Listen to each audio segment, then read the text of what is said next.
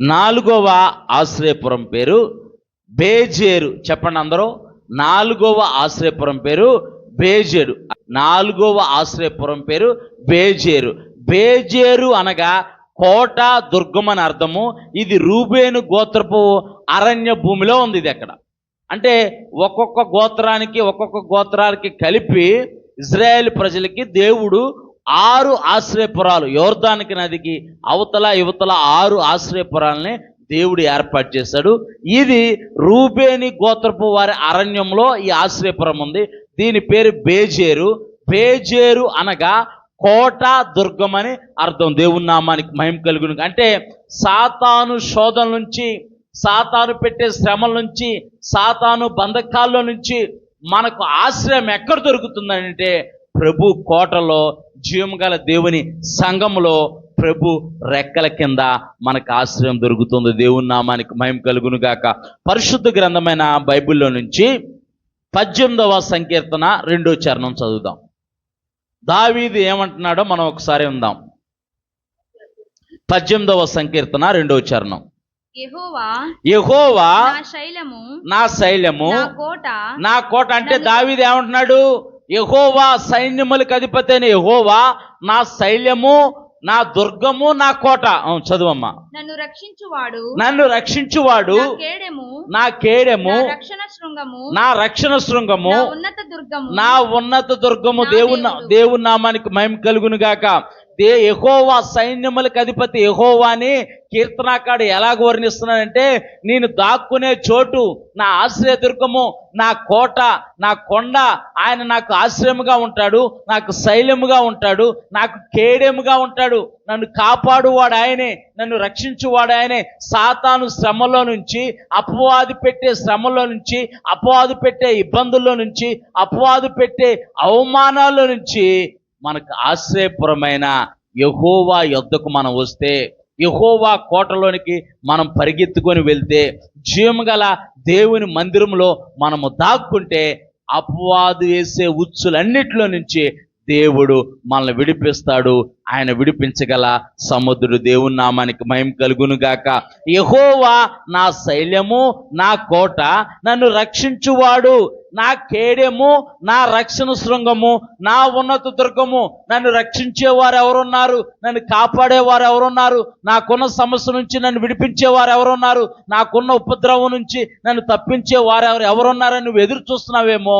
నిన్ను తప్పించేవాడు, నిన్ను విడిపించేవాడు, నీ కొరకు ప్రాణం పెట్టినవాడు ఆయనే నజరేయుడైన యేసు. ఆయనే లోకరక్షకుడు. దేవుని యొక్క సర్వశక్తి గల నామానికి మహిమ కలుగును గాక. నిన్ను రక్షించేవాడు ఆయనే, నిన్ను విడిపించేవాడు ఆయనే.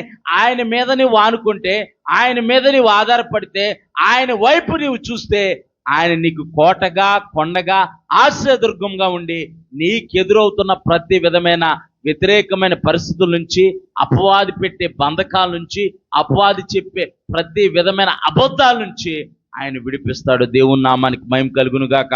46వ సంకీర్తన 1వ చరణం. 46వ సంకీర్తన 1వ చరణం.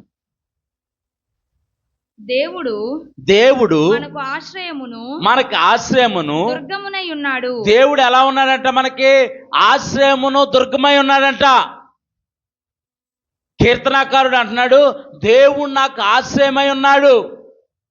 మనకు ఆశ్రయం ఎవరని మనం అనుకుంటాం? పిల్లలు తల్లిదండ్రులు నా ఆశ్రయం అనుకుంటారు. పిల్లలు తల్లిదండ్రులను ఆశ్రయం అనుకుంటారు. భార్య భర్తను ఆశ్రయం అని అనుకునేది. మనకి ఎవరు ఆశ్రయము? కీర్తనాకారుడు అంటున్నాడు. చదువమ్మ మళ్ళీ మొదటి కాడ నుంచి. దేవుడు మనకు ఆశ్రయమును దుర్గమునై ఉన్నాడు. మనకు దుర్గమునై ఉన్నాడు. దేవుని నామానికి మహిమ కలుగును గాక. దేవుడే మనకు ఆశ్రయమును, మనకు దుర్గమునై ఉన్నాడు.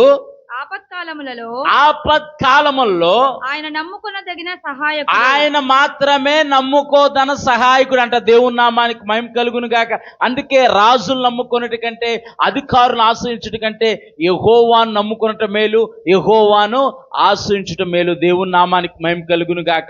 ఆయన ఒక్కడే నీ ఆపత్కాలంలో, నా ఆపత్కాల పరిస్థితుల్లో, నా ఉపద్రవంలో, నా శ్రమలో, నా ఇబ్బందులో నేను ఎవరిని ఆశ్రయించాలి, ఎవరి మీద ఆధారపడాలి, ఎవరి వైపు చూడాలంటే దేవుని వైపు మాత్రమే నువ్వు చూడాలి.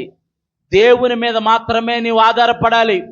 దావీదు అంటున్నాడు, దావీదుకి ఎదురైన శ్రమలను బట్టి, దావీదుకి ఎదురైన పరిస్థితులను బట్టి మన పరిశుద్ధ గ్రంథమైన బైబిల్లో మనం చూస్తే కనుక, దావీదుని శత్రువులు తరుముచున్నప్పుడు, శత్రువులు మాటు వేసినప్పుడు, దావీదు గొర్రెల కాపరిగా ఉన్నప్పుడు, ఎలుగుబంటు తన యొక్క గొర్రెల మంద మీదకి దాడి చేసినప్పుడు, సింహము తన గొర్రెల మంద మీదకి దాడి చేసినప్పుడు యెహోవే నా ఆశ్రయం అన్నాడు. యెహోవే ఆపత్కాలంలో నమ్ముకోదగిన సహాయకుడు అన్నాడు. దేవుని ఆత్మతో దావీదుని నింపి దావీదుకు విజయాన్ని కలగజేశాడు. దేవుని నామానికి మహిమ కలుగును గాక. నీ శ్రమలో, నీ ఇబ్బందుల్లో, నీ కష్టాలలో, అపవాదు పెట్టే ఉచ్చుల్లో నువ్వు పడకుండా ఉండాలని అంటే దేవుడే మనకు ఆశ్రయమును ఆపత్ బలమునై ఉన్నాడు. ఆపత్కాలములో ఆయన నమ్ముకోదగిన సహాయకుడు. ఆయన మాత్రమే నమ్ముకోదగిన సహాయకుడు. ఆయన నమ్ముకోదగిన సహాయకుడు గనకే పరిశుద్ధ గ్రంథమైన బైబిల్లో అనేక మంది రాజులు, వారికి బలమున్నప్పటికీ, ఆ రాజ్యంలో వారికి సైన్యం ఉన్నప్పటికీ, ఆ రాజ్యంలో వారికి రథాలు ఉన్నప్పటికీ, ఆ రాజ్యంలో వారికి బలమైన ఆయుధాలు ఉన్నప్పటికీ కూడా, అయ్యా నువ్వు మా ముందర నడిస్తేనే మాకు విజయం అన్నారు. నువ్వు మాతో, మా సేనలతో నడిస్తేనే మాకు విజయం అన్నారు. వారు గొప్ప గొప్ప రాజులు, పరాక్రమశాలులు అయినప్పటికీ రాజులే దేవుని మీద ఆధారపడ్డారు. గొప్ప గొప్ప భక్తులే దేవుడి మీద ఆధారపడ్డారు. అబ్రహాము దేవుడి మీద ఆధారపడ్డాడు, ఇస్సాకు దేవుడి మీద ఆధారపడ్డాడు, యాకోబు దేవుడి మీద ఆధారపడ్డాడు, యోసేపు దేవుడి మీద ఆధారపడ్డాడు, దానియేలు, శద్రకు, మేషకు, అబేద్నెగోలు వారికి ఎదురైన శ్రమల్లో, వారికి ఎదురైన ఉపద్రవంలో, వారికి ఎదురైన ఇబ్బందుల్లో వారు దేవుడి మీద ఆధారపడ్డారు కనుకే వారు చరిత్రలో ఒక గొప్ప భక్తి పరులుగా వారు నిలిచిపోయారు. దేవుని నామానికి మహిమ కలుగును గాక. నీ భక్తి జీవితం కూడా ఎదుటి వారిని ప్రభావితం చేయాలంటే, ఎదుటి వారిని దేవుని వైపు తిప్పాలని అంటే నీ భక్తి జీవితం కూడా యథార్థంగా ఉండాలి. యథార్థమైన భక్తి చేస్తూ మన ఆపత్కాలంలో, మనకు ఎదురయ్యే ఉపద్రవంలో మనం ప్రభువు మీద ఆధారపడితే, ప్రభువు వైపు చూస్తే ప్రభువు ఆపత్కాలంలో నమ్ముకోదగిన సహాయకుడు. గట్టిగా చప్పలు కొడుతూ దేవుని నామాన్ని మహిమపరుద్దాం. దేవుని నామానికి మహిమ కలుగును గాక. దేవుడు మనకు ఆశ్రయమును బలమునై ఉన్నాడు. ఆపత్కాలంలో నమ్ముకోదగిన సహాయకుడు. ఆపదలు వచ్చినప్పుడు ఆయనే నిశ్చలమైన కోటగా మనకు అండగా ఉండి మనల్ని కాపాడే దేవుడై ఉన్నాడు. దేవుని నామానికి మహిమ కలుగును గాక. 4వ మెట్టు బేజేరు. అంటే బేజేరు అని అంటే కోట. దేవునితో సహవాసంలో ఉన్న మనకు లోకము మరియు సాతాను నుండి ఆయన ఒక బలమైన కోటగా, రక్షణగా నిలుస్తాడు. విశ్వాసకి బేజేరు అనే ఆశ్రయపురము మన ప్రభు అయిన యేసుక్రీస్తే.